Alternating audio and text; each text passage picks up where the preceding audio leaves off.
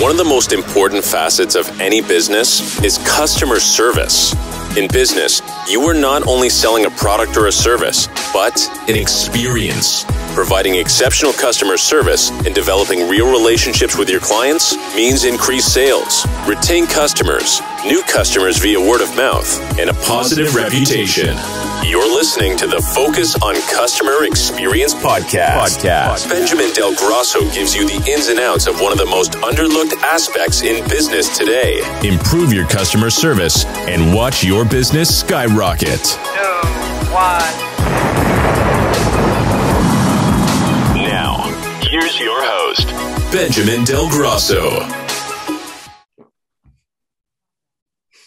Hello and welcome to the show. Today we have Phil. Phil's here all the way from the UK. So why don't you give us a little bit of introduction of who you are and what you do? Thanks so much, Benjamin. Appreciate it. So my name is Phil Blows, and I'm based just outside London in the UK. I'm co-founder of a company called AQRU, which is a large crypto exchange and provider of yield, where people deposit crypto assets and earn sort of high levels of interest on it. I'm currently working from home, and I've got a couple of a 3-year-old and a 1-year-old running around outside, which is always good fun when you're on Zoom calls. So I'll let you know if they pop in. So previous to that was working very much in kind of traditional finance and Fintech, helping to build businesses in that space. It's been a wild ride, because I'm talking to you now in May, when crypto markets have been a little bit of chaos going on there. So just a little bit of ups and downs, right? The usual ups and downs, exactly. Yeah. So everyone's feeling a little bit battered and bruised, I think, at this point. But hopefully everyone got out safely, which is certainly we did. So yeah, it's all good. I don't play the stock market myself, but I know a lot of people will say they like to play the stock market because they know when it's open, and you can go to bed, wake up in the morning, and be prepared for it to open. And I know people who have told me, like I've had clients tell me that they play crypto, and it's like, yeah, man, it's up like blah, blah, blah, 100%. It's awesome. And then they go to sleep and wake up in the morning. Oh, it's only up 10% now. Right. Yeah. Because it's live 24 hours a day. At least that's my understanding of it. Right. 24/7. Yeah. It doesn't sleep. So it's, and it tends to be that like the really wild moves happen at the weekend, because when, less people are looking at it, it's kind of easier for prices to move when there's less volume going through it. And that tends to be what happens at the weekend. So yeah, it's a 24/7 job when you're in crypto. So being that this is the customer experience podcast, what made you kind of decide that this was something that needed to happen, like for a business? Yeah, it's a really good question, because when I think of sort of customer service, I often get drawn back to kind of digital product experience and the customer service and sort of usability of products. So what I found when I was looking at the business and setting up the business, I saw that there were these amazing kind of yields, like really high yields available in what's called the world of decentralized finance. And it's very, very complicated. It's difficult for the average consumer to engage with. So what we've really based our entire business on is being that kind of simple translation layer between what is really complicated in the world of decentralized finance, and just making that really consumable, really easy to use, wrapping great customer service around it, and kind of presenting it in a risk managed package to our customers via an app. And so basically they're able to invest like a very, very sophisticated investor via a very simple interface. So you're just trying to find a way to make it more convenient, more user friendly, basically. I think that's, it's weird. Like if you zoom out, I think that's what like most things are trying to do. If you think of like Airbnb trying to make, hotel booking easier and like more convenient and, more accessible, and, Uber doing the same for taxis just by improving the sort of the payment experience and booking experience. I think it's sort of like that. That seems to be the crux of a lot of startup businesses, is if you can just nail the usability and making it simpler and more accessible to someone, then generally, there are a lot of different billion-dollar businesses that sit in that kind of category. So for you, like, it's like an easy onboarding process, like not a lot of like paperwork kind of thing. Like it's simple. So, I mean, it's the way that works is, you do it all through the app. It's all online. So, you log in, you take a photo of your kind of passport or driver's license, and that's kind of your proof of ID. And then, if you've got a utility bill, you just take a photo of that. It's all done via your phone. And, that satisfies kind of the KYCs, your know your customer type requirements. But building that into a really slick solution is a big part of it, because a lot of financial apps have a lot of friction in their onboarding experience. So, making it really super friendly in terms of, the ability just to do everything on your phone and via the actual photo system that you have on your phone, versus like trying to find documents and upload them from your phone, which is actually quite difficult if you think about it. So just trying to cut down those barriers to make the whole process more simple is a big part of like how we increase engagement in the product. Yeah, I know. Like for me, my business, I wanted to actually accept Bitcoin as payment online. And I spent hours trying to figure it all out, to then come to a whole conclusion of like, so now I have to have this digital wallet or something. And I was just, you try and like contact their customer service, can't get a hold of anybody. I'm like, man, this is, you know what? I just said, forget it. I'm not accepting it.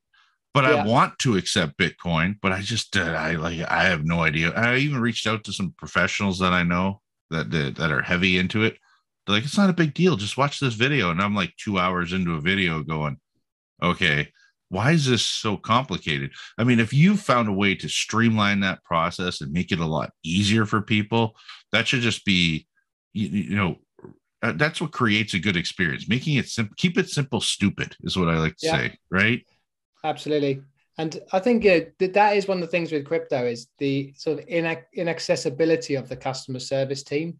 I think a lot of the businesses have had such explosive growth that, their customer base has grown well out of proportion to their ability to service it in a good way. So, we've been very keen to build a strong customer service kind of function within the business, and hire ahead of our growth as opposed to behind it, so that one thing we get, and we obviously actively canvass for customer feedback and feedback on the product. We always get they always calling out the name of one of our customer service reps saying amazing experience, like educated me, made the process simple, all these sorts of things, and that's really what we love to hear. So you have like a whole system for scalability. Like you need this many, customer service reps per onboarded people. And you obviously have like a whole system for that to continue growing and scaling the company. Yeah. And I think it's always improving. So we found that we kind of outgrow some kind of internal collaboration systems. So, we're big users of Slack, for example, internally, like to coordinate our customer service, but like that just got way too messy, too many people, too many Slack messages, that sort of thing. So, what we ended up then doing is going to more like a ticket system after Slack. And that allows us to then look at, the metrics are just much easier to drive than you can't get the same kind of metrics from Slack. So, we're seeing, a case gets opened, how many people viewed it, what time it took to close that case. And then, looking at kind of the average, those kind of performance indicators that we can then analyze and work out, if we are getting customer complaints, we can see very quickly why. Yeah, that's like going to McDonald's or a fast food restaurant and them seeing, okay, they ordered and 3 minutes later they got their food, and that's when the ticket was closed. So you can actually now see ticket was created Sunday at 11 a.m. and it was closed Monday at 10 a.m.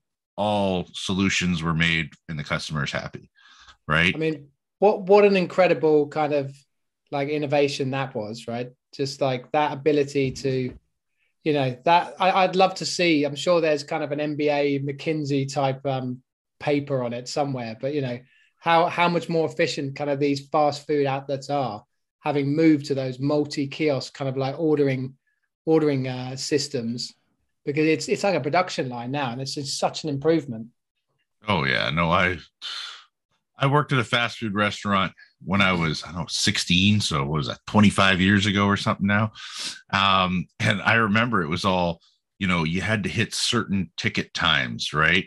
And if you were under certain ticket times, you were a chance to win certain awards, certain this.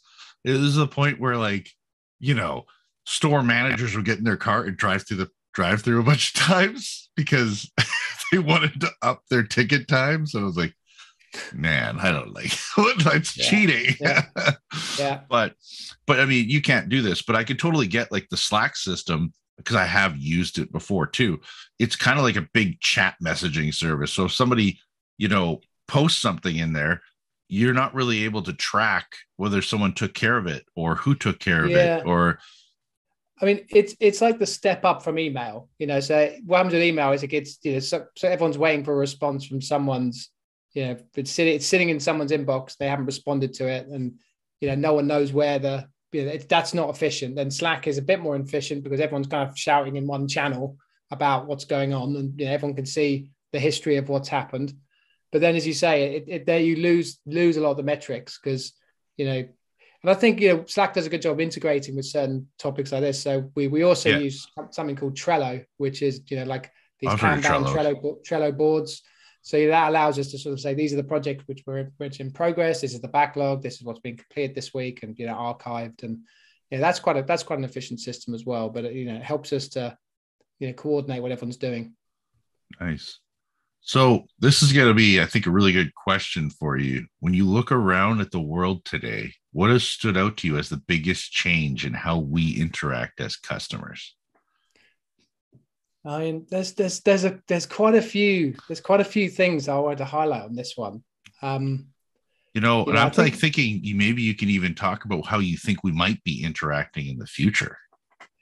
Well, this is really that's an interesting topic because I'm about to do a like a meetup, but for the first time I'm going to do the meetup in the metaverse. Oh wow! In sort of VR, and we're using a what's it called? Merge, I think it's called, the platform. And what was really interesting, like I don't buy necessarily into like we're all going to live our lives online. At the moment, the metaverse looks a little bit like kind of Duke Nukem, if you ever played that back in like the 1990s. Right? It's like I'm happy with my kind of HD life as opposed to having to live in Duke Nukem land. But what is really interesting is you can see there is a level of engagement. So like when I was sort of researching this, and so the company that's helping me put on the event is I met them in the metaverse, and the way we did it, we all went into this room, and you can imagine sort of if you're Duke Nukem going into a meeting room, and then we sat at a desk. We also had our own spaces around the desk. Then we all had screens in front of us with the which actually showed us like the presentation that the person had.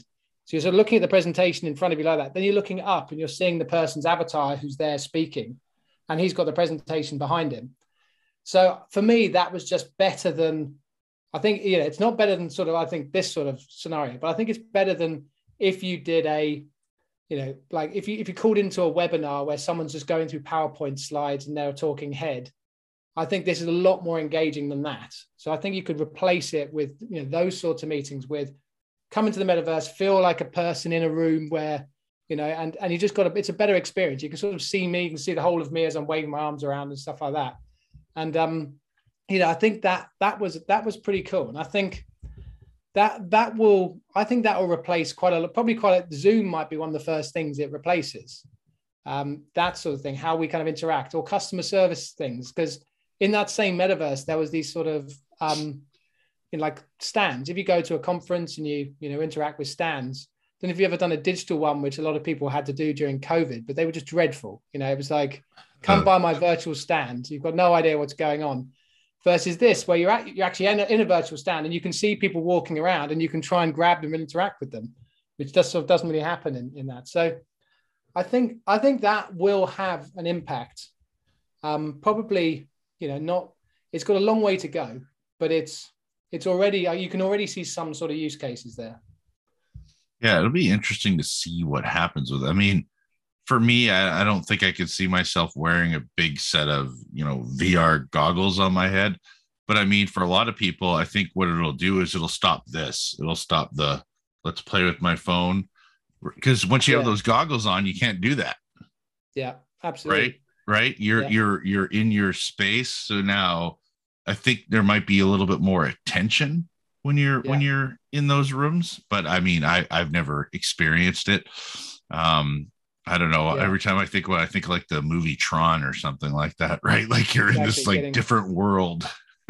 At the moment it's Tron 1, not the remake of Tron, right? It's not HD Legacy. It's not the new Tron, it's the old Tron, but it's like Wolfenstein 3D. Exactly. What I think is interesting is just how you mentioned your phone, because it, I think that will be one of the things that happens sooner, is kind of how we interact with technology more, because it's really my son's 3, he can't read, but he's got YouTube Kids, and he can get what videos he wants because he presses the button and he says what he wants, and it populates on the screen. And so because it's got voice, and he can just about get the Vlad and Nikki, which is the thing that he loves, which is sort of 2 kids just playing with toys. But it's sort of, that's the sort of thing he loves. And I just think that's going to be really interesting in the future, that I think people will look back on us and think it was really weird that we had these little phones where we had to type like requests for information into them.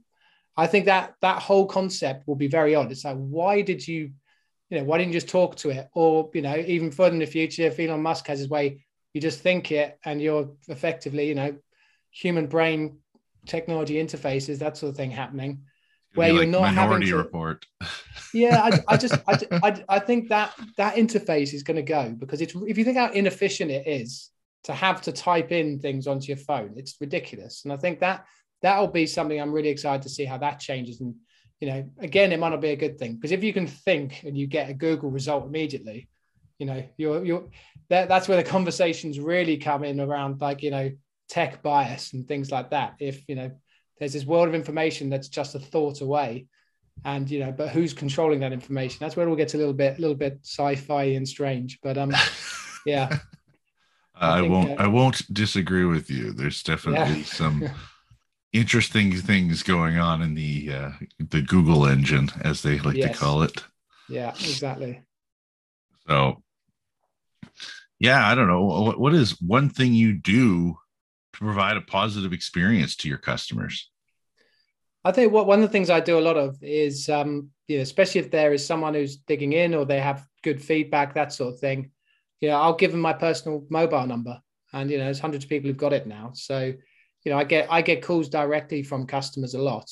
And, I do say, look, I think people appreciate when I reach out directly to them, and it's not our customer service team. It's, the CEO of the business is saying, look, I'm here. If you've got any feedback, I'd love to hear it. You're obviously a valued customer, and, please get in touch with any feedback. I think that's quite some people react quite well to that message. I think they like the personal touch that, I am really bothered about what our customers think of our business, and how they, and whether they go off and recommend us to people or not. So there's quite a bit that, I think that's important.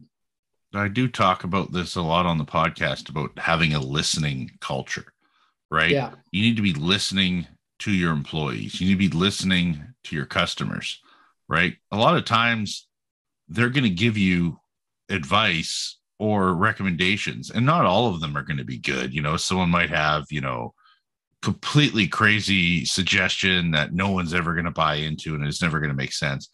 But the thing is, out of those 100 ideas, there might be like 10 of them that are actually really good, feasible ideas that make sense for the majority of the clients and for the majority of the business. The thing is if you don't have a listening, if you're not listening to your clients, not listening to your employees, you're not going to get any of those ideas. And if your vision is only just your vision and your ideas, it's harder. It's a lot harder for you to grow when you're not listening. I think that's a really good observation. And talk about listening to your employees. I think it's very interesting listening to your employees when they first arrive as well, because there's always going to be an element of kind of internal groupthink. But when you get a new employee that comes in, they can often have some really good insights very quickly before they kind of get contaminated. So I'm always trying to not, contaminate them with my ideas and hear theirs. I think that's quite important. Yeah.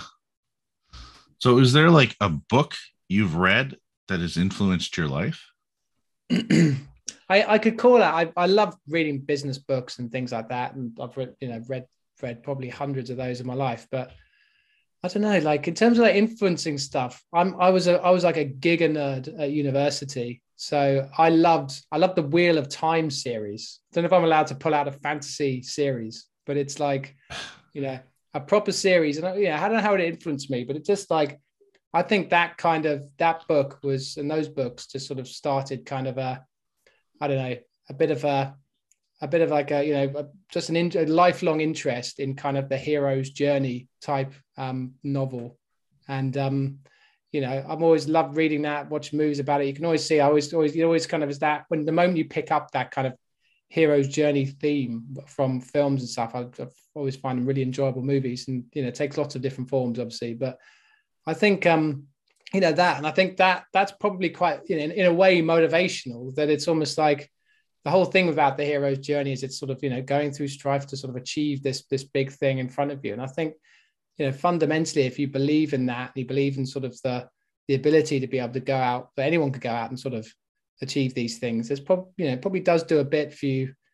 Gives you the courage to go and try things maybe most people wouldn't do, whether it's starting a company or kind of doing something, climbing a mountain, all these sorts of things, right? It's I think that's probably had an influence. Yeah, a lot of people don't have the courage or the confidence, right, to do something. They don't believe in themselves that they can do things. Yeah. Right. It's actually amazing how many people don't believe they can do certain things. Right. Like they just lack that confidence to, oh, I can't do it. Or they take on these 21-day challenges. They get, 2 weeks in and then they give up. I can't finish it anyways. I feel like, but there's, because we put all these people up on pedestals as being special and amazing, but you meet them and you'll find they're incredibly normal people that just had a go. It's sort of it's really weird. And I think that's where people, if you haven't got the confidence, people don't think they can do this or that. I think that's the thing they've got to realize. It's just how ordinary a lot of people who've been successful are. Because then there's they're just people that had a go and really, really stuck at it. Well, you look at Elon Musk, and he started Tesla, and I mean, how many times did he pretty much almost go bust and almost broke, and nobody wanted to support him because it was an electric car and it was taking away from oil and gas industry, and it was taken away from GM and Ford and all these big companies that have been around for years. And I mean, and then all of a sudden it was like he finally got lucky and got all the financing needed and everything to continue blowing that company up. But I mean, really, he's no different than you or I. He had a vision, he executed his vision, and he almost failed multiple times. Yeah. Right. I mean, you sort of look at what he did pre-Tesla. He did an X.com, which was kind of competing with PayPal, and so they sort of merged with PayPal or that sort of thing. But I think X.com was his first kind of startup, and I don't think that did particularly well. I think it actually, and that's part of why he moved to X. To PayPal. I think there was a bit of a merger of minds there, but he's a fascinating person who's just kept swinging the bat, and has been very lucky and very intelligent, and obviously worked incredibly hard, and he's managed to do incredible things. Well, part of the thing that we always like talking about in our group, like in our is that if you do the work, that's the biggest part of the challenge. And there's a lot of people who have great ideas, but they don't do the work. And I got to listen to this interview with Tim Grover, who he like coached or personal trained or whatever, Michael Jordan, Kobe Bryant, like these kind of big performers. I might be saying it wrong, but he basically, they asked him, were there people more talented than Michael Jordan and Kobe Bryant? And you figure he's going to say no. But he says, yeah, there's people who are like 100 times more talented than Michael Jordan and Kobe Bryant. And like the interviewer was like shocked. Is it going to be? He's like, yeah, there was tons of people that were so talented, amazing natural athletes that probably would have smoked these guys. Right. Wow. But they weren't willing to do the work. They weren't willing to wake up at 4 a.m. to start training. They wanted to go out and drink and party. They didn't care about the team. They only cared about themselves. So because of that, and because of they didn't have any self-discipline and they weren't willing to do the work, they never went anywhere. But these people were naturally talented to play basketball, to play all these sports. He goes, but there's a whole package to it, right? And that's the same thing with being an entrepreneur. If you're not willing to do the work, you're not going to be successful at all.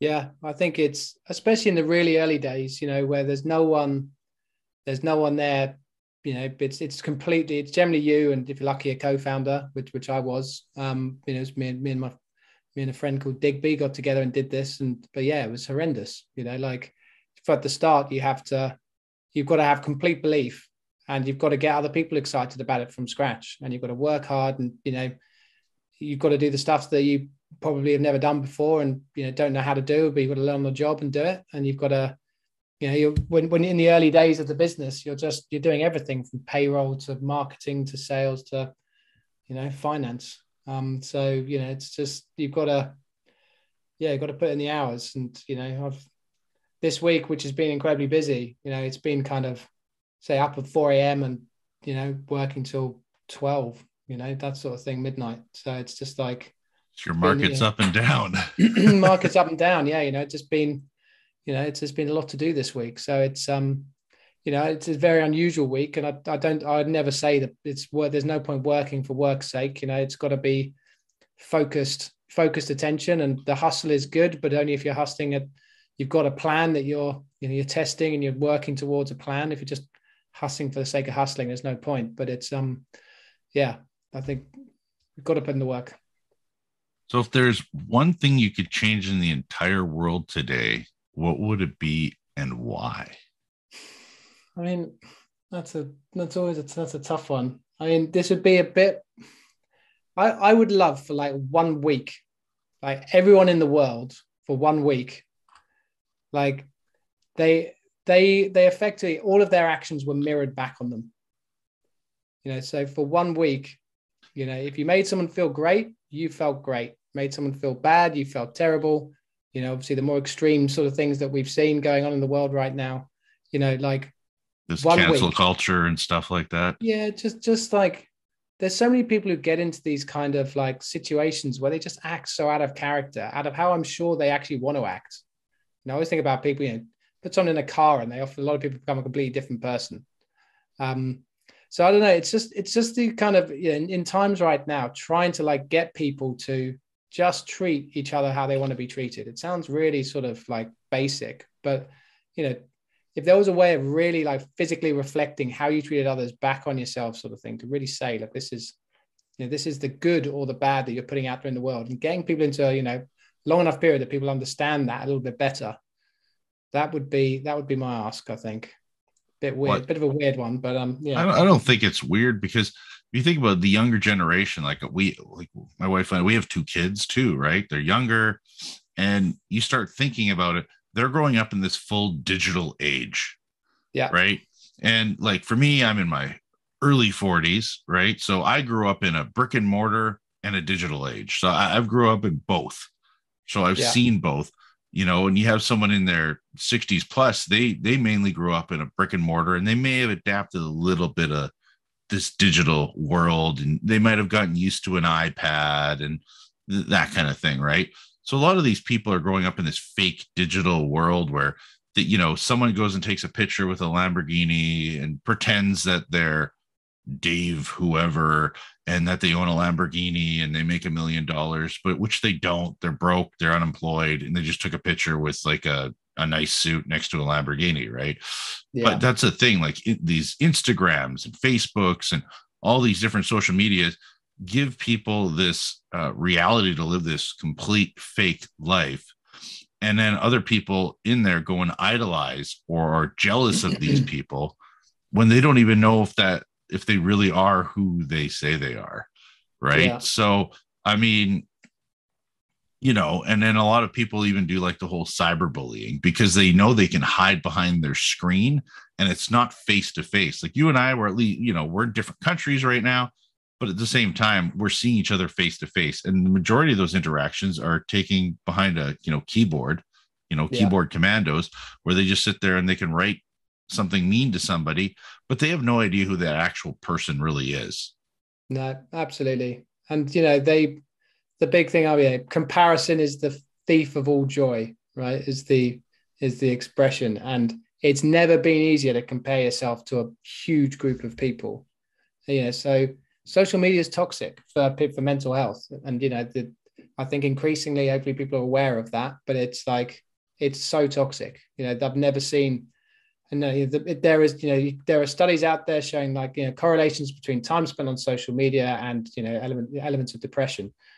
So yeah, how are you ever going to feel good about yourself if all you're seeing, all you're exposing yourself to is just like these people are living these kind of paradise lifestyles on holiday, looking great, eating the best foods, traveling to the best places, having the best things. And, you're, even if you're living a great life, you're going to feel a little bit kind of inadequate, and you're not. That's the case. I always like the happiest person in any household is the dog, right? Because they kind of have a really low, they're not really comparing themselves really on. They have a really low bar of expectation.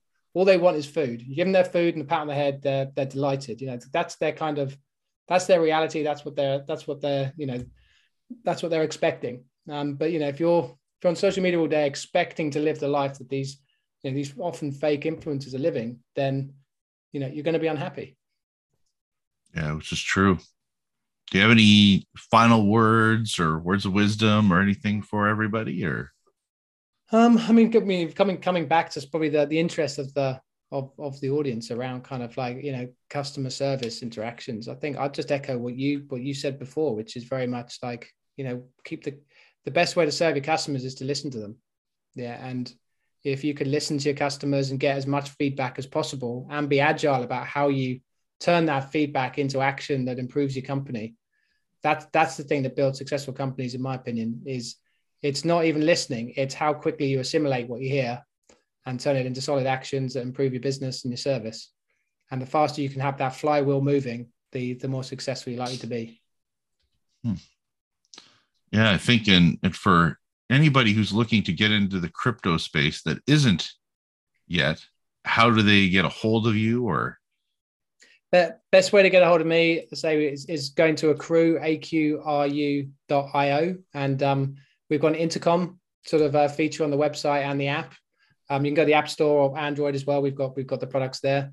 Just chat to the customer service team, and I read all of their messages that come back and all the feedback there, or reach out to me on LinkedIn. Tends to be the only social media I engage with, which is just Phil Blows on LinkedIn. Nice. I appreciate you coming on here today. Absolute pleasure. Great to chat. Thanks.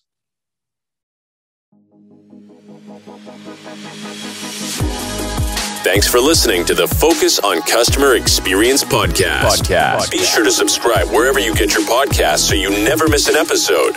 For more information or to connect with Ben, check out Benjamin Del Grosso on LinkedIn, @Safe Drive Solutions on Instagram, or www.safedrivesolutions.ca online. We'll see you next time.